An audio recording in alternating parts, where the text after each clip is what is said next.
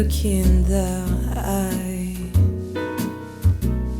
You're just like an angel. Your skin makes me cry. You float like a feather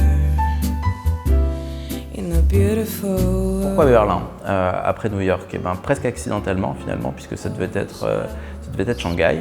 Et en fait, je me suis retrouvé à partir à Berlin pour rencontrer Patrick Zachman, un grand monsieur de la photo qui a fait une série longue notamment sur l'Asie. Et le titre de l'exposition, c'est en fait pour lui rendre hommage, et notamment à son livre So Long China. Le choix des diptyques est pas anodin, hein. C'est bien sûr assez fort de symbolique pour Berlin. L'objectif n'était pas véritablement de faire une opposition dans chaque diptyque Est-Ouest avec l'Est à droite et l'Ouest à gauche. L'objectif était au contraire de les entremêler. Et j'aimais aussi cette géométrie qu'il a mis en place et dont il se joue avec beaucoup de virtuosité. Par exemple cette ligne qui mène d'un espace dans un autre espace là d'un coup. Ce que j'aime beaucoup, c'est que je trouve que ça symbolise pas mal l'esprit très dynamique finalement et jeune de Berlin, où on a le côté très streetwear, street art également, voilà, de Pharrell Williams.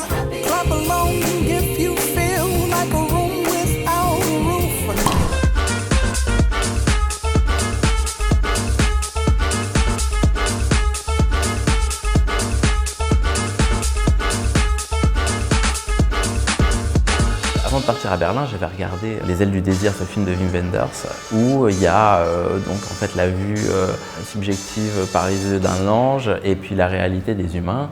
Et on matérialise le changement de plan par le changement de la couleur au noir et blanc. Et déjà une forme aussi de dualité dans la façon de raconter Berlin. Ça a été une vraie inspiration pour moi. Voilà, le communisme suppose d'avoir des travailleurs qui ont un certain schéma, qui vont travailler, qui reviennent chez eux, et d'un quotidien un petit peu triste en fait. Alors que cette partie-là illustre vraiment la liberté que les gens de Berlin-Ouest ont pu connaître en fait. La double identité de Berlin est plus une richesse qu'une faiblesse. Et le fait de montrer qu'il peut y avoir une continuité, de chercher des perspectives conjointes dans deux images distinctes, ça apporte encore au message que je voulais faire passer, qui est ni plus ni moins que celui que j'ai ressenti en me baladant dans les rues, en rencontrant les gens.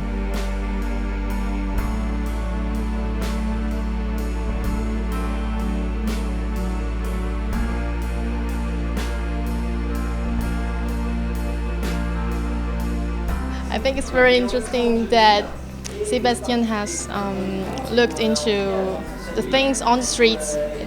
It's really something in our life that he has taken an outlook on this.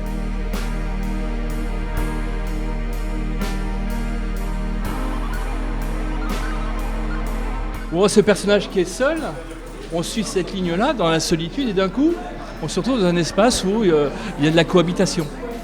Un peu comme le ruban de Möbius en mathématiques. Ce ruban de Möbius qui n'a qu'une seule face, alors que la plupart des rubans ont deux faces.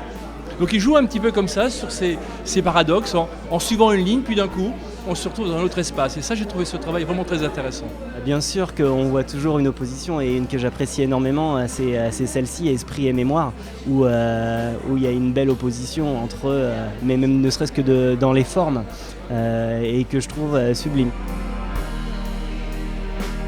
La photo pour laquelle il y a le plus de construction, c'est Décalage et démarcation, qui présente, quand on regarde la photo de gauche, le fleuron de l'industrie allemande BASF, qui est caché derrière le mur, qui va donc symboliser la démarcation entre l'Est et l'Ouest.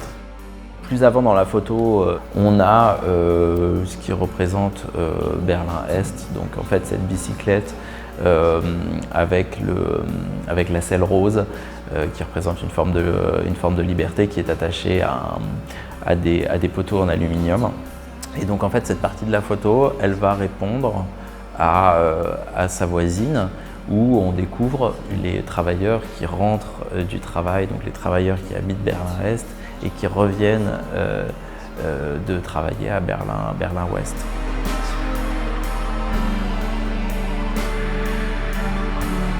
Pour les tirages, il y a 5 labos qui ont travaillé avec moi et avec différents papiers. Et je dois dire que le choix des papiers a été fait individuellement pour chaque photo. Et parfois même, sur un seul et même diptyque, on a 2 papiers différents. Et ce pour accentuer l'aspect froid de la photo à dominante bleue et la chaleur de la photo à dominante rouge.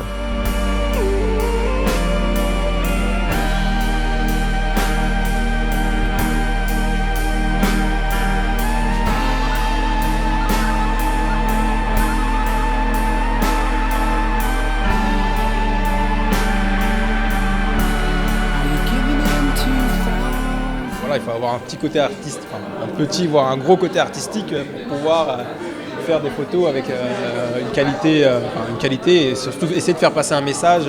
Et ce qui est bien, c'est que voilà, il peut passer de l'architecture à du graphe. Il est très fort, j'aime bien, bravo. Je ne dévoilerai pas trop de choses sur l'expo de Shanghai, mais ce sera beaucoup plus documentaire comme photographie. Il y aura en effet beaucoup plus de clichés. Donc je réfléchis à mettre ça peut-être sous forme d'un livre aussi à côté d'une expo plus conventionnelle qui ressemblera un peu plus au niveau du tirage et du travail à l'exposition sur New York.